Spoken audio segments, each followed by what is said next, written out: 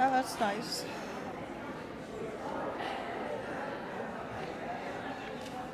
Just say good morning so they know you're up there. Yeah, okay. Hey, good morning.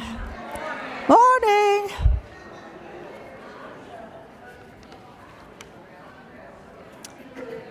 Welcome to the Unitarian Universalist congregation in Monmouth County. My name is Linda Stellick. My pronouns are she, Elia. I serve as chair of grounds committee. Just happened to say that, because spring is here, the plants and the animals and the trees and all that are outside our meeting house are just jumping out, and it's just terrific. Now, I have an informal list of people who like to help with the grounds. And so if you want to be added to the list, you can just let me know. In spring, there's not too much to be done. Sometimes there's things that need to be done. In the fall, there's more like cleanup and pickup. And so that's when we ask for some help. Whoever you are, whomever you love, however you arrived at this beloved place, you're welcome here. Our mission is to create community, transform ourselves, and transform the world. I draw your attention to the backside of your orders of service for announcements and service information for the coming week. For those on the live stream and for video viewers, the order of service link is available to you on YouTube. And if you're new to us, please do visit our website, uucmc.org, where you can sign up to get all the latest news of the congregation by email. We look forward to getting to know you better. Please put your devices on silent as we enter into worship together.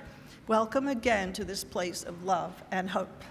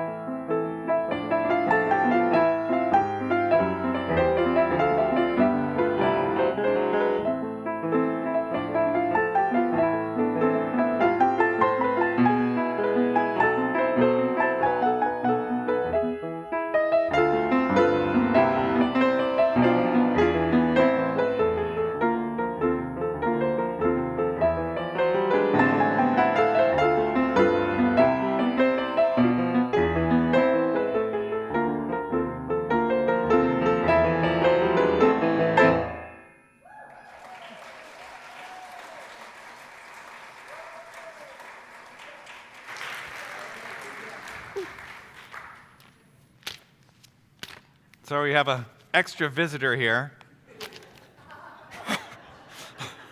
Uh-oh, it's on Michelle now. She doesn't like bugs. Okay. So, oh dear, everything's fine. I'm the Reverend Dr. Craig Rubano. Way to get it started here. This morning we have a lot of themes coming together. I mean, we always work synergistically here, where the total of our efforts, the total of our gathering equals something larger than the sum of its parts. But this morning, on our final Sunday of the Stewardship campaign for fiscal year 2024-25, with a theme of Seeds of Love, along with our monthly congregational theme of Transformation, we're combining those with its being the first Sunday of spring. And one can almost hear the elves celebrating the season in the tarantelle just presented to us by our beloved Helen Coe and our music director emerita, Elaine Held. The Feast of Ostara began Tuesday evening this year, the earliest ever, and why not? Don't we need a bit of beauty and hope and rebirth in this world of trouble and pain? And also this morning, two major religious celebrations unfold against the backdrop of the Muslim season of Ramadan. Our Jewish siblings in spirit celebrate the festival of Purim, the fanciful story of Queen Esther. And our Christian neighbors observe Palm Sunday, the kickoff to Holy Week that climaxes in Easter next weekend. Are there ways that all of these elements mesh to help us find meaning in our lives? I think so. And we'll discover those resonances together as we proceed through this service of worship, with worship understood in its original meaning of a shaping concern for all that is of worth. Our call to worship comes from neo-pagan, eco-feminist author Starhawk. Words for the vernal equinox. Spring returns, the sun warms the soil. Seeds awaken, pushing roots into dark earth. Shoots push up into the light, and sap rises as trees break into leaf. Esther was the ancient Germanic goddess of the spring. Her colorful eggs are the symbols of renewed life. The magic fertile hair that leaps up from the fields, just as the life force leaps up within us, was her sacred animal. Day and night are balanced now. Justice means balance, balancing one set of needs against another, balancing what we take with what we give. May justice arise, cracking through the deadening systems of oppression like grass breaking through pavement. Plant a seed this springtime. Hold it in your hand and envision a world in which we live in balance with nature, at peace with one another, where creativity and love can flourish. Place your seed in the earth, water it, and tend it as you tend those qualities and take those actions which can bring that world to birth. Come, let us worship together.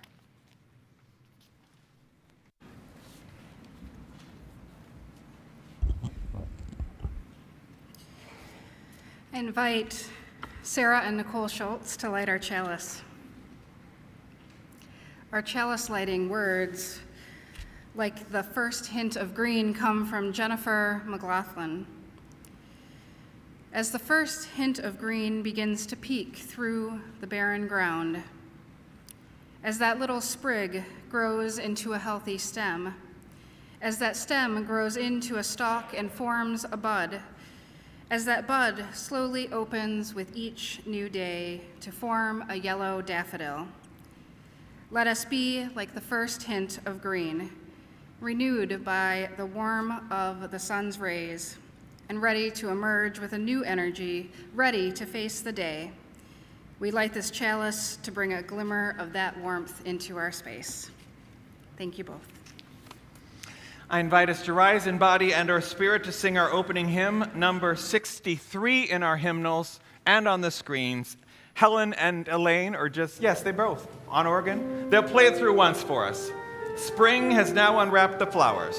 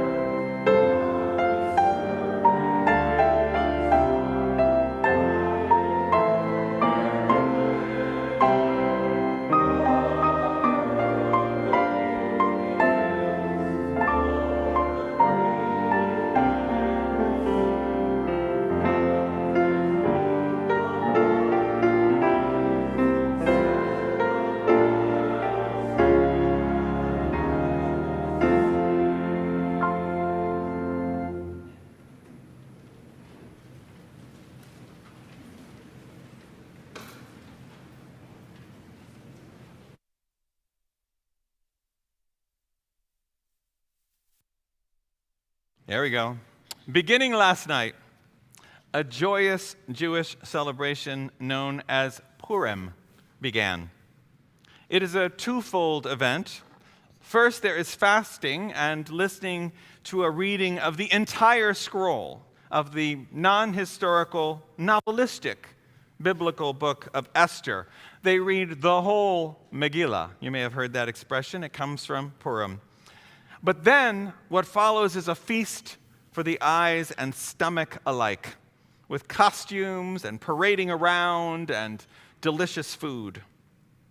Our story wisdom this morning, then, is that of Queen Esther, with some thanks to the Reverend Erica Hewitt, who helped distill the story to its essence. Now, last year, I broke out my finger puppets, and I've been urged to reprise them. So here we go. Are you ready? Yeah. And we're celebrating Purim here, not necessarily because we're Jewish or pretending to be Jewish even, but because it's a special story. A story that has been told for thousands of years with valuable lessons. Hearing the story of Esther gives us a chance to learn about another faith tradition. It also reminds us to be brave in using our voices to speak our truth and to protect others. And it lets us have fun being silly together, which is always a good thing in my book. So to begin, I introduce the four main characters, and two of them are going to need your help. So first, we have King Ahasuerus. King Ahasuerus rules over a large and powerful kingdom. Then there's Haman, a rich man with no principles. And now tradition says that every time you hear the name of Haman, you boo or use noisemakers to cover up his ugly name. So let's try that now.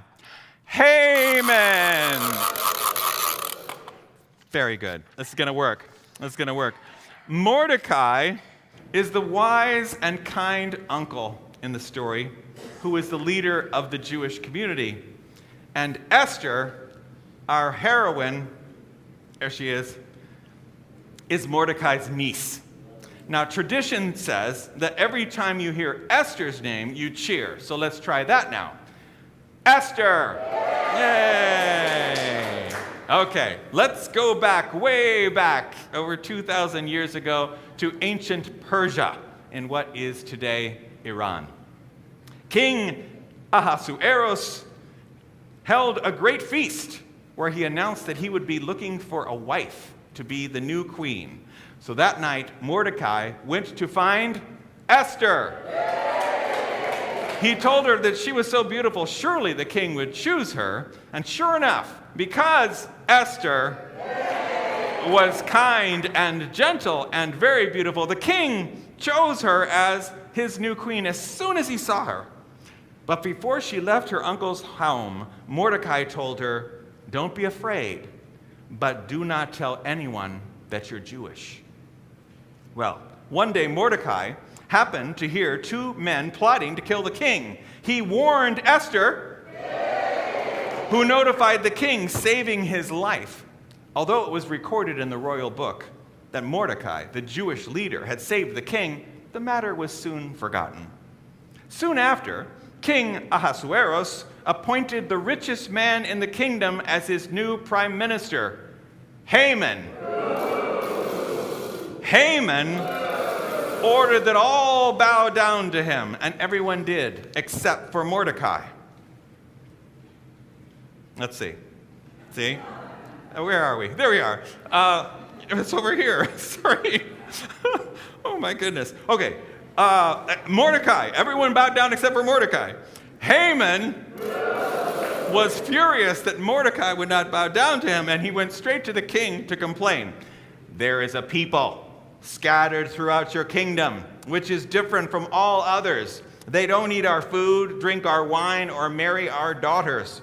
Every seventh day they rest, and they are always celebrating holidays. If you give me permission, I will remove them for you." Ahasuerus gave Haman his royal ring to seal the orders and decrees. Haman wanted to execute his plan on a lucky day, blessed by his gods and the stars, so he cast lots, kind of like dice, Purim in Hebrew, to choose the day. Then he sent out a decree. On the 13th day of the month of Adar, you are to destroy, kill, and slaughter all the Jewish people, young and old, women and children. Their money and property will then belong to you. Well, Mordecai went to Esther. "You must go to the king to try to save the Jews." But she was afraid, for it was forbidden to counsel the king. But Mordecai encouraged her to speak, saying, and here's the takeaway line from the whole story, "Who knows but that you have come to your royal position for such a time as this?" There are times in all of our lives when we feel afraid, or we think we don't have anything important to say. Sometimes people tell us that our thoughts and feelings and needs are unimportant. But as you use, we value people for who they are, their ideas, their feelings, what makes them joyful, and what brings them sorrow. Now, Esther knew that she had to be very careful in telling King Ahasuerus about the evil plan of Haman. The king knew something was bothering her, and that night the king could not fall asleep. He tossed and turned and finally called for the page to bring out the royal book and read him to sleep. The heavy book fell open to the story of how Mordecai had warned of the plot against the king and saved his life. What reward did Mordecai receive?" asked the king. The royal page answered, "None, sire. He saved my life and received no award." The king summoned for Haman. "Find Mordecai. Let him wear royal robes and place a crown upon his head. Let him ride the royal horse. This is to celebrate what he has done." We too have reasons to be grateful for the blessings that we receive from each other and from our being together, and that's worth celebrating. We help one another by giving of our time, our experience, our talents, and our money. Well, Haman was furious, returning to the palace in a rage just to hear the king speaking to Esther. What is it, Esther? Speak, and it shall be done. Spare my life and the lives of my people. We have been sentenced to death. Death? Your people? By whom? By an evil and wicked man, by your prime minister, Haman. This shall not be. And the king, seeing Haman standing in the shadows, said, take him away. In the end, Mordecai became the king's new prime minister in place of Haman.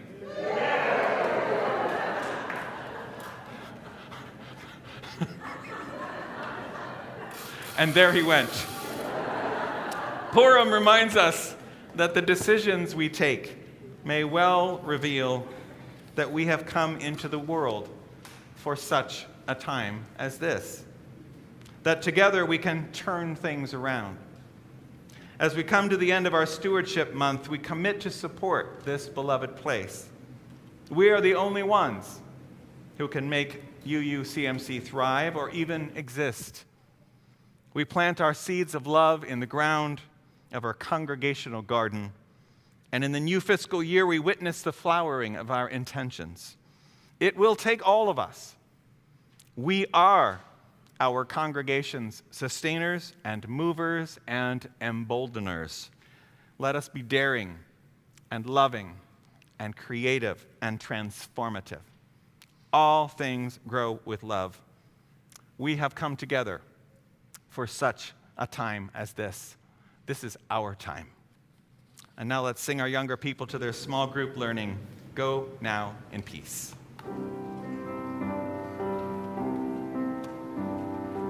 Go now in peace, go now in peace, may the Spirit of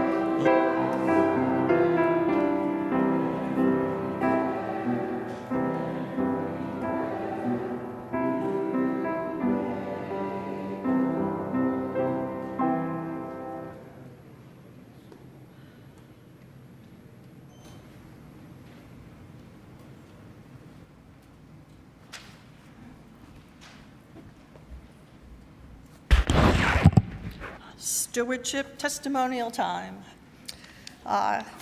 Pretty easy to see after describing the grounds here, what I'm currently involved in and why I pledged to this congregation. I've been a member here more than 25 years since Kathleen Hepler was minister. After my retirement, I left behind my scientific community, but I still have my community here. On my phone, there's a place to put your home address, which I did, and then there's a place for your work address, so I put the address here. So that means that if I'm somewhere else and I'm trying to drive home and the phone wants to take me through Mattawan or some weird place, instead I come here. And then when I'm here, I have like something to do anyway, is water the flowers, maybe there's a meeting, there's people to meet, and so then I can go back on home. So this is my home away from home. Throughout my life, I've found friends in many remarkable individuals, and here we have so many, and we learn to function as a community. This has changed me in countless unexpected ways, thanks to you here and to those who came before. On that note, I wanted to mention that the memorial garden, which is back behind this part of the building, has been completely redone.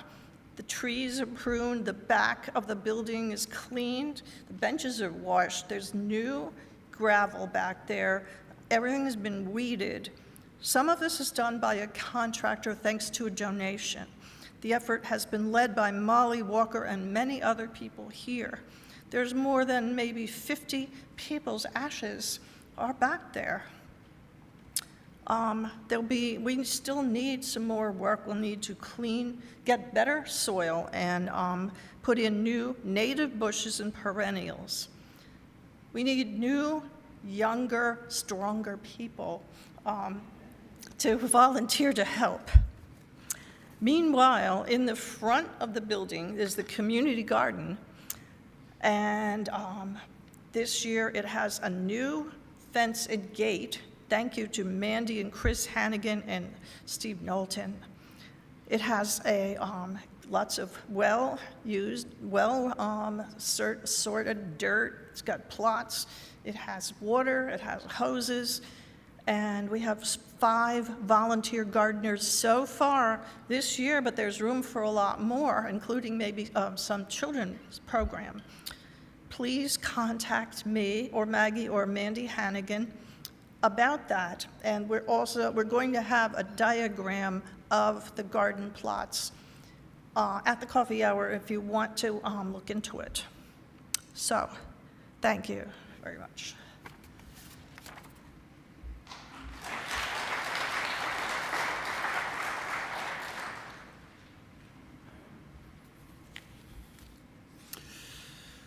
You might know me as the husband of our esteemed UCMC president. You might know me as a resident cellist. But before I start, I just want to state that I'm also a member of a much maligned and often ostracized group, a group that has been accused of being heartless, humorless, accused of being too analytical. Yes, I'm Craig Sonata, and I am an engineer. Now, I'm here today because Rick, our esteemed treasurer, shocked me in the interim congregational meeting by stating that, number 1, he is an engineer, and number 2, he did not have a formula for giving. Those 2 statements cannot coexist. Now, he might have his reasons for keeping the formula secret, but I, on the other hand, wanted to share my formula for giving. And since I'm an engineer, I couldn't do it without PowerPoint slides. So, without further ado, here is my formula. Now, it is immediately obvious to the casual observer, but I will go ahead and go through this in more detail. So there's 4 key factors here. The first one is your ability to give, and that has to be an individual decision that you all have to make. But there's also a factor for appreciation, for acceptance, and for gratitude. And then, of course, at the end, there's a sum of everything else you've got going on in your life that you have to consider. Now, they say that appreciation, acceptance, and gratitude are feelings and are unquantifiable, and they are wrong. So, let's quantify them.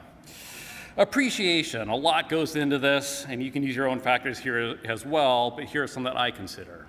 Now, I want to start by saying that, I get things out of the UCMC that I just can't get anywhere else in my life. The sermons, for example, the sermons make me feel, well, they make me feel. And, feeling for 2 hours on a Sunday is a good balance as an engineer. I really appreciate the staff. Craig, I have to say, I really appreciated the heck out of your concert. That was amazing. A lot of people have talked about appreciating the buildings, the wonderful earth room, the beautiful window. Personally, I base my appreciation of the building on a personal usage on a square foot basis. And had the misfortune of having ukulele rehearsal in one of the classrooms that I didn't even know existed before. And Rick, that does account for 1.1375% of the increase in the pledge this year. Next is a factor for acceptance. Do you really feel accepted here for who you are? And I certainly do, or I did until you all laughed at my formula. But you don't really appreciate acceptance. Oh, you have to keep them separate. Appreciation and acceptance are 2 different things, sorry.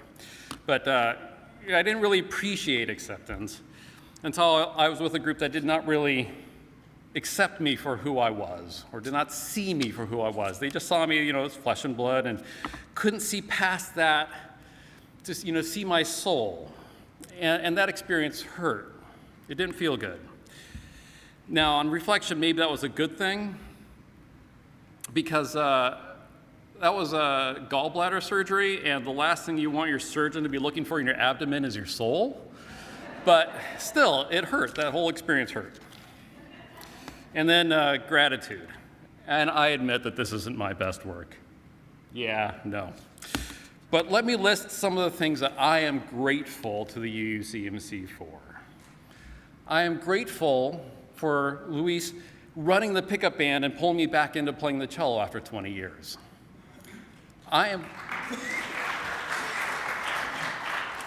am grateful for being asked to provide music for some Sundays. It really makes me feel appreciated. Now, again, appreciation is the first factor, and you have to keep them separate or the formula just falls apart. Don't do that. Don't do that.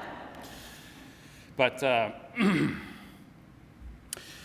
I am grateful for this beloved community, especially after COVID, where I had kind of forgotten how to talk to people in person that weren't my immediate family or my work.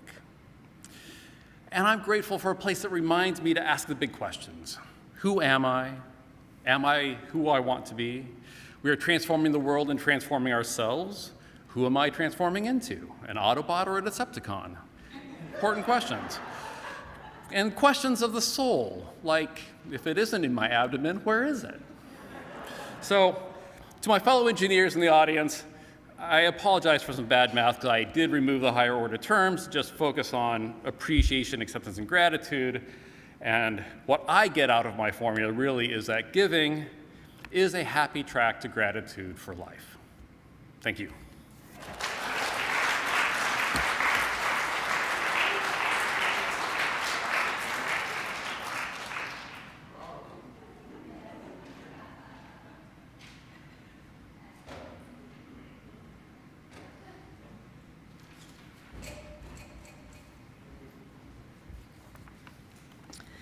Every week in this congregation, we're provided with an opportunity to practice generosity.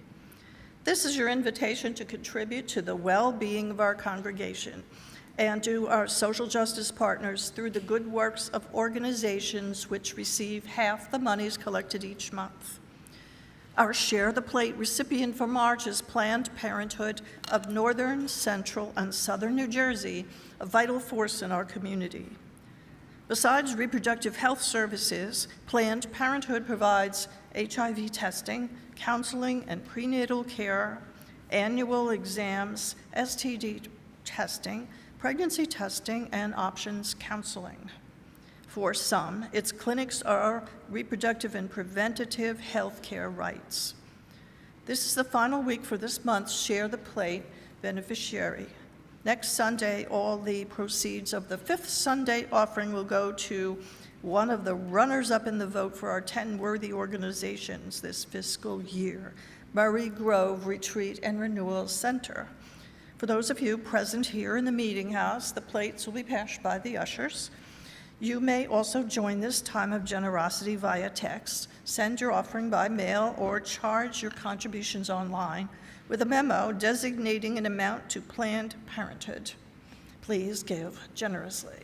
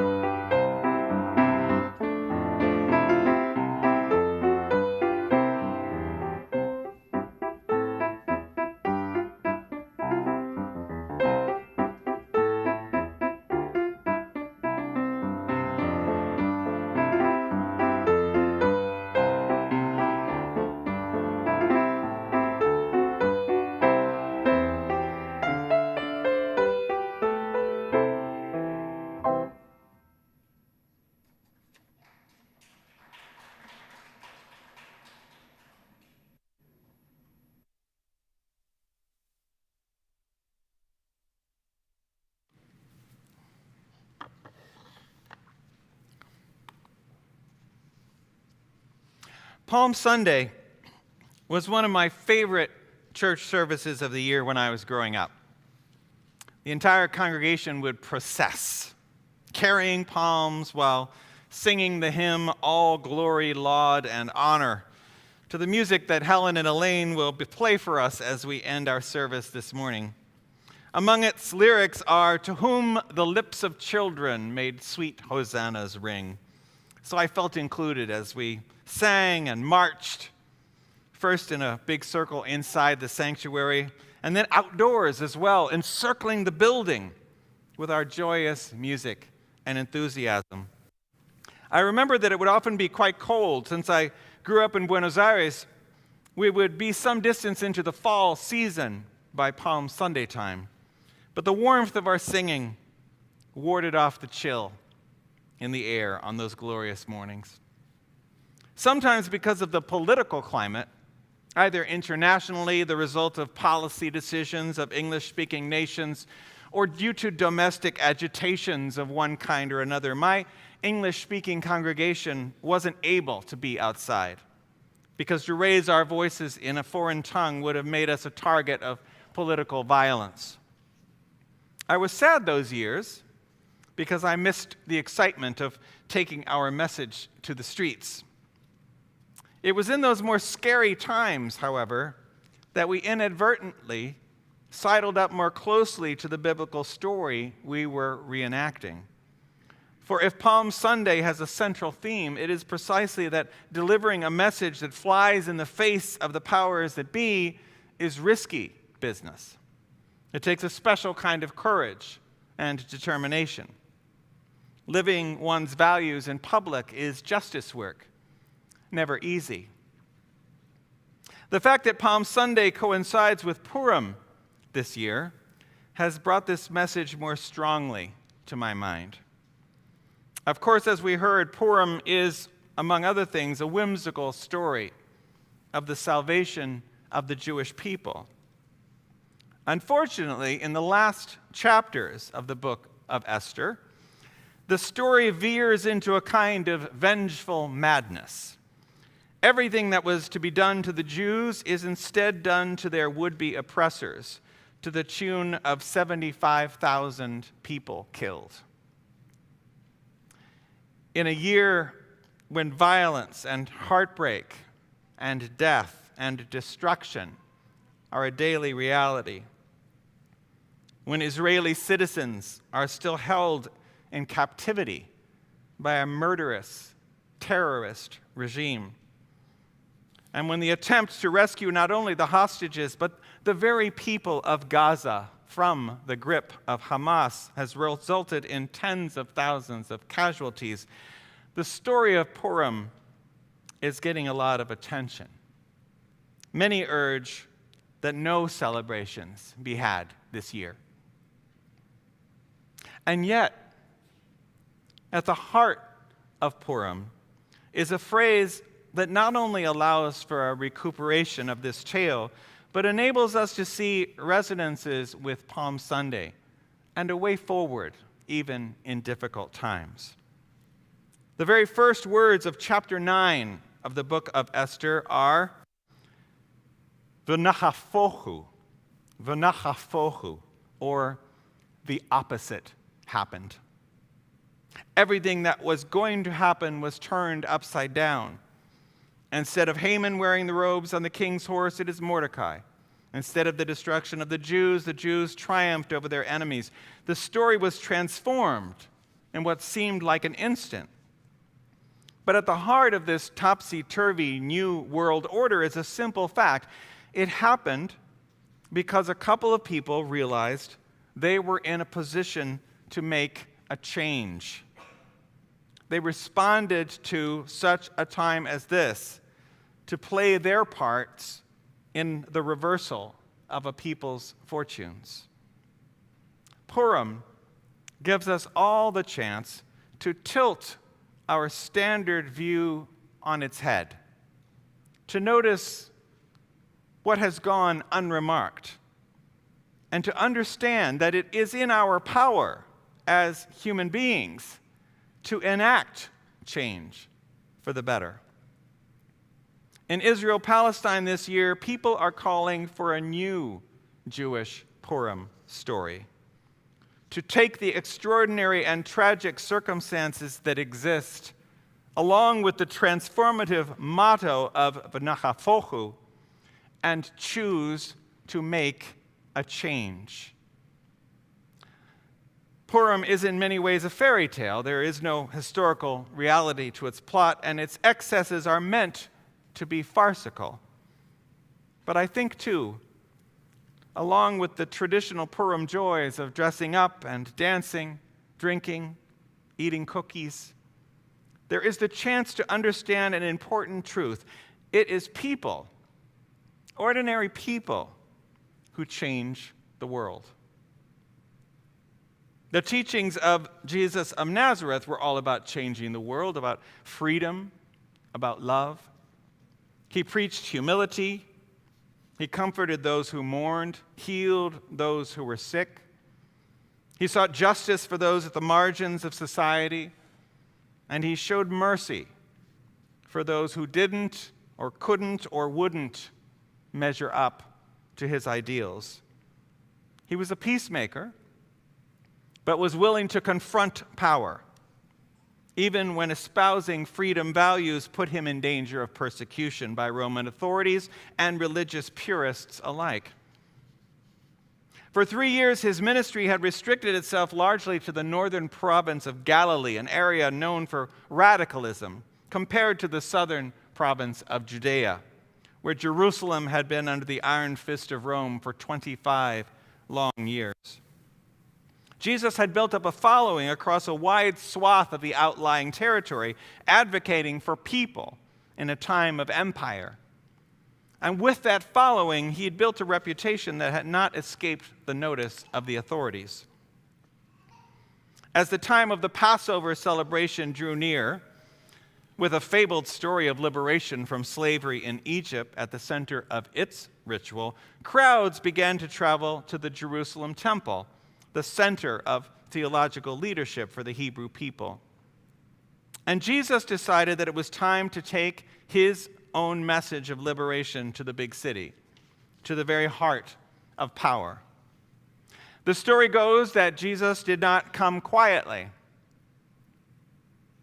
Instead of the trumpet fanfares and grand parades of horses and military might that heralded the arrival of the Roman emperor to town, however, v'nachafochu, the opposite happened. Jesus rode in on a lowly donkey with ragtag crowds of supporters of all ages and genders, waving palms, throwing their garments on the road for him to ride across, cheering him with cries of Hosanna, blessed is the King, the very words reserved for the emperor. Palm Sunday is a commemoration of a guerrilla street demonstration carried out in the heart of a city besieged with pilgrims. A protest staged happening that struck anxiety into Roman authorities already on edge during Passover time. Within the week, Jesus would be executed as an agitator and his leadership silenced. That his message of love and hope and freedom would prove more powerful than death, well, that's the story of Easter. But I believe it's important to give Palm Sunday its due. For this day is a celebration of activism, of daring, of conviction, and of courage. It is a story like that of Purim, of transformation. Because of the vision of a handful of people, v'nachafochu, the existing order, was turned upside down. At Purim time, one is told to drink until you can no longer hear the difference between the words Mordecai and Haman. I think the point isn't to get really, really drunk, because those two words could not sound any less similar. I think the point is to understand the things in common between those two names. That even at the heart of evil, there can be a seed of good. And that underneath a surface of love, there can linger sparks of hatred. And the difference between the two is up to people. It is up to us. Can we rise to the challenge to understand things in new ways? Can we look into the hearts of those who are in opposition to our values and find common ground? Can we see that beneath the strength of our own virtues, there can be streaks of unthinking allegiance to one way of doing things? It has always puzzled me that Palm Sunday and Purim aren't more commemorated in contemporary Unitarian Universalism, because at their heart is an advocation of so many of the principles we hold dear, all unachievable unless the interconnectivity among all peoples and creation is acknowledged and respected. Our need for one another exists not only in carefully guarded strongholds of our way of seeing reality, but extended to areas espousing the flip side of our perspectives. Even among those with seemingly diametrically opposed views, somehow things can turn around. Miraculous as the events of Purim and Palm Sunday may seem, the tale of Purim makes no mention of God. And the advocacy of Palm Sunday isn't done by a wave of the hand or by prayer alone, but by showing up, taking risks in the public square. In the encounter between people, between good and evil, good can triumph if we don't give up the impulse to meet one another. If we don't forget that there is always another way to tell a story. If we stay open to the possibility that we, just like they, can change. It is possible that v'nachafochu, the opposite, can happen. In the musical Wicked, which many of you will have seen, even the wicked witch of the West is shown to have good in her, just as Glenda the good is shown to have her flaws. It is in their encounter with one another that change for each becomes possible. Before we hear Helen and Elaine, I'm not telling you who is playing which witch. You probably have some ideas of your own. Before they play for good at the piano for four hands, I leave you with some of that song's words that seem to resonate with Purim, with Palm Sunday, with transformation sparked in the encounter between people. I've heard it said that people come into our lives for a reason, bringing something we must learn. And we are led to those who help us most to grow, if we let them, and we help them in return. Well, I don't know if I believe that's true, but I know I'm who I am today because I knew you. Like a ship blown from its mooring by a wind of the sea, like a seed dropped by a sky bird in a distant wood, who can say if I've been changed for the better? But because I knew you,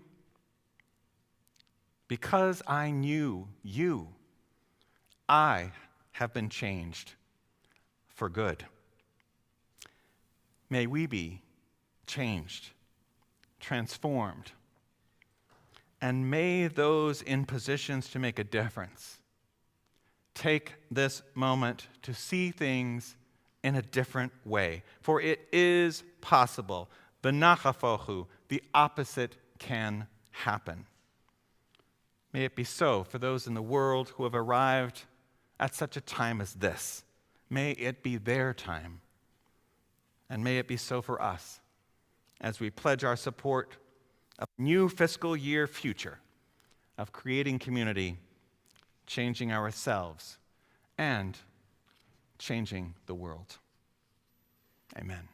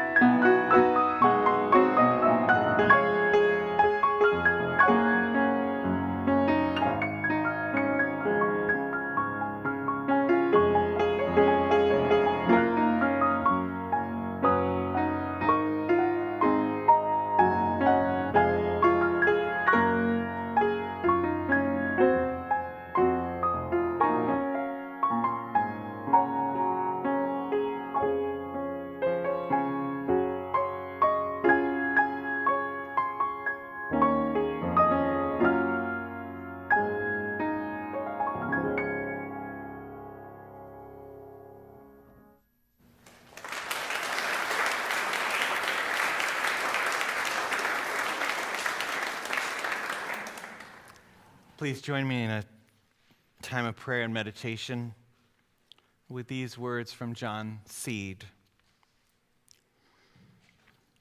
We ask for the presence of Spirit among us. May the breath of life continue to caress this community. May we grow into truer and deeper understandings that enable us to protect the tree of life on which we bloom. May we turn inwards and stumble upon our true roots. In the intertwining lives of this exquisite congregation, may we be awakened to a sense of who we truly are. Tiny ephemeral blossoms on the tree of life. May each of us be filled with love for our true selves, selves inextricably interconnected and interdependent, at one with all the creatures and plants and landscapes of the world. O stars, give us your burning passion. O silence, give weight to our voices.